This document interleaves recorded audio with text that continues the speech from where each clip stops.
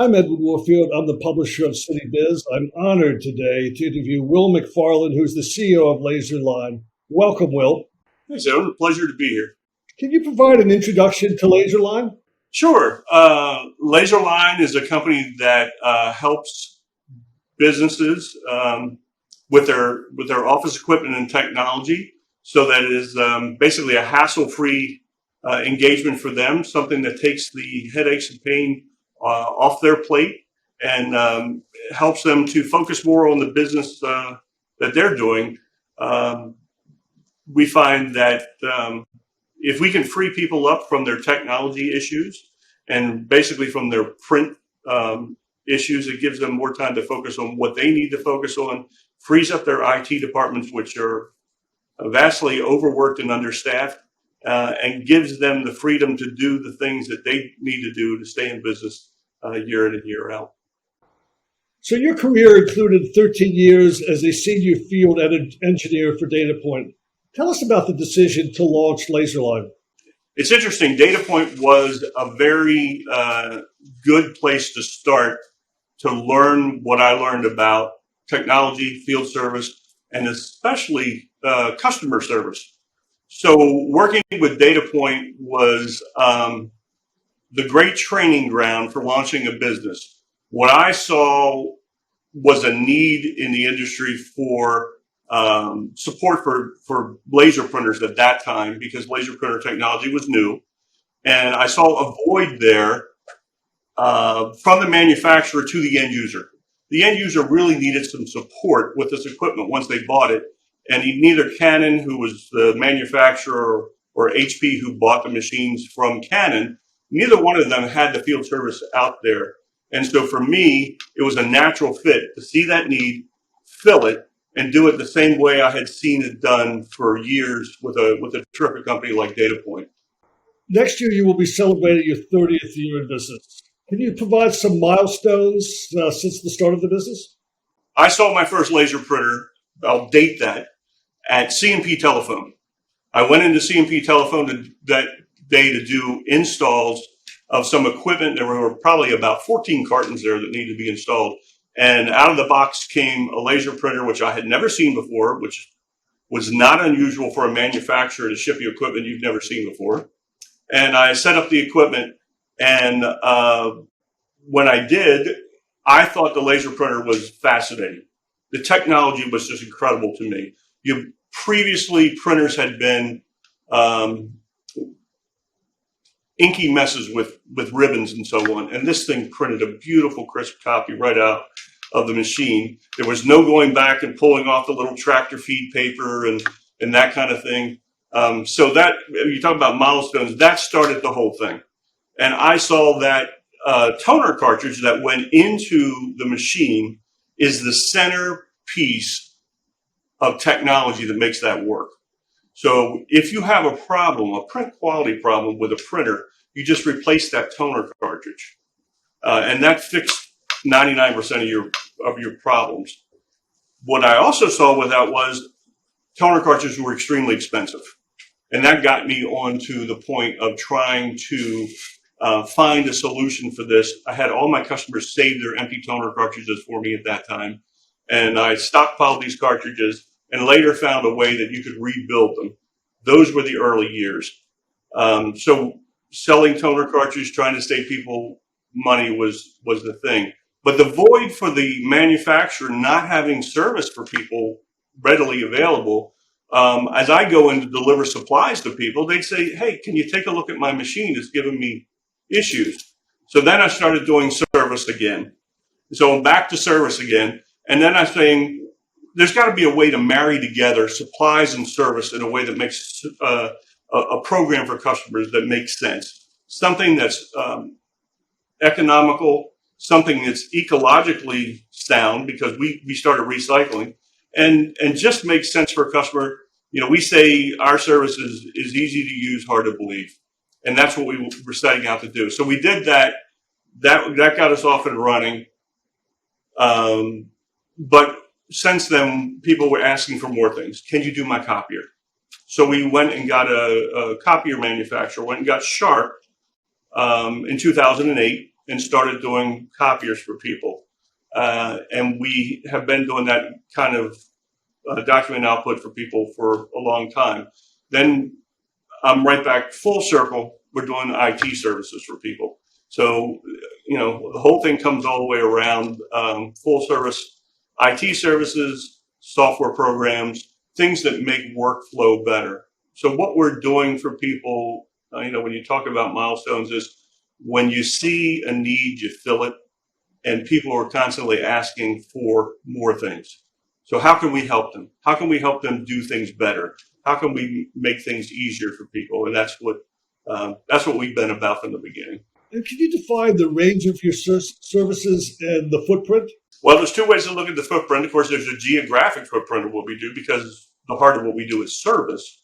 And of course, in our area, we're doing from the Pennsylvania line to northern Virginia. Every day we're running from Annapolis to Frederick, but we go beyond that as needed. We go to Ocean City, Easton, Salisbury, the whole Eastern Shore, out to Hagerstown and Cumberland when we have to.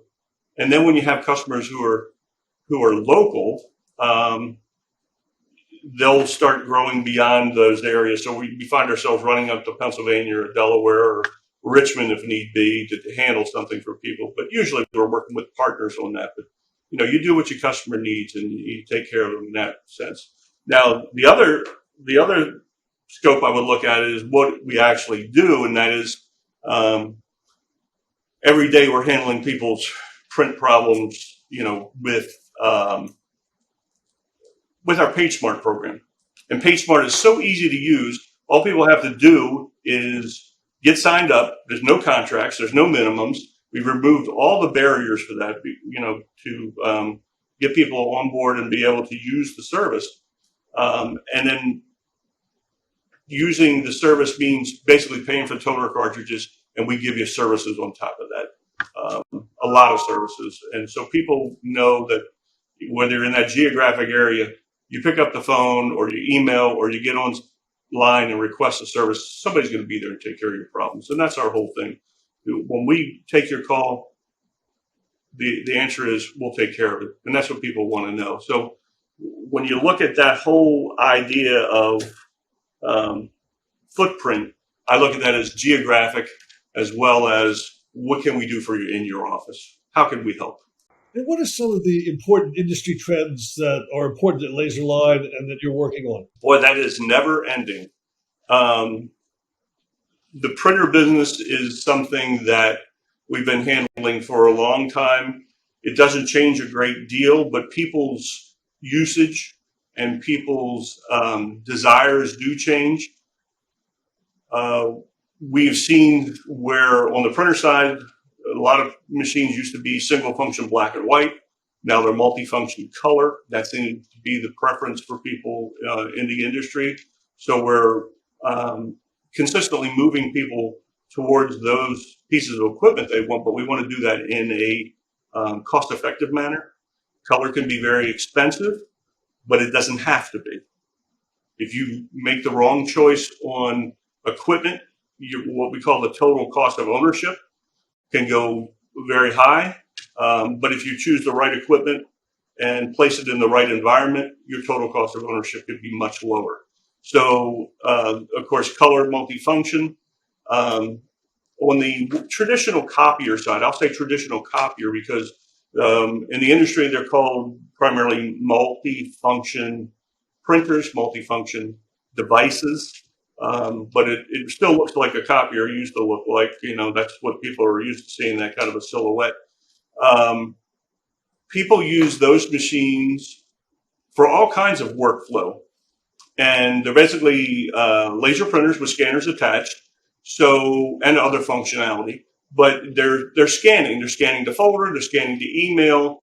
The least used function on what would be a traditional copier is walk-up copying. People do not do walk-up copying like they used to. They're using them as printers. They're printing from their desktops, and they're scanning to various places. And maybe they're scanning to a software for storage, something that they want to retrieve later. or they may very well be scanning to somebody else in the office. So the trends we see is on that side of the business, there's the trends of people wanting to outsource more IT services. We can handle your routine IT services for you, all your patches and updates on your network. We can handle your help desk if you want. And a lot of people need help desk services. So we see the people looking to outsource a lot more of those functions that maybe they were internal at one time and their own IT department handled them.